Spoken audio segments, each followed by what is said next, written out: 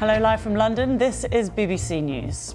President Biden says we're not there yet, but closer, as the three countries trying to mediate a ceasefire and hostage release in Gaza present a new proposal to Israel and Hamas. Also in the Middle East. At Verify Today, we've been examining an attack by Israeli settlers on a village in the occupied West Bank and piecing together what happened. The World Health Organization urges wealthy nations to share Mpox vaccines with affected countries as global concerns grow over a new wave of the disease surging in Africa. The UK government releases details of the compensation that will be paid to victims of the infected blood scandal.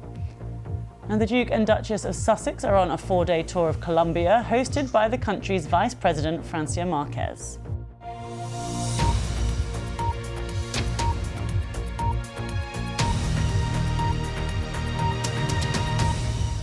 Hello, I'm Lucy Gray. Welcome to the programme. We begin with the latest developments in the Middle East, and President Biden has said the prospect of a ceasefire deal in Gaza is getting closer but is not there yet.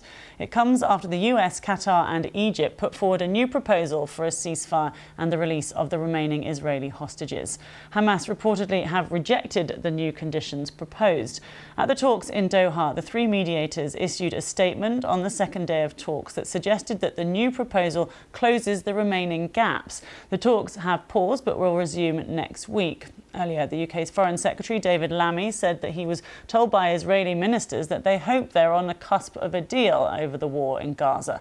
He was visiting Jerusalem with the French Foreign Minister Stéphane Séjourné. And Israel announced that the US Secretary of State Antony Blinken and the Israeli Prime Minister Benjamin Netanyahu are expected to meet in person on Monday.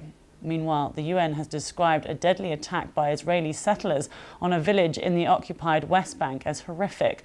The settlers set cars and houses ablaze as they descended on the village of Jit, armed with batons, rocks and Molotov cocktails. At least one Palestinian was killed and others seriously injured. Thousands gathered in Jit for the funeral of the man killed in the settler attack.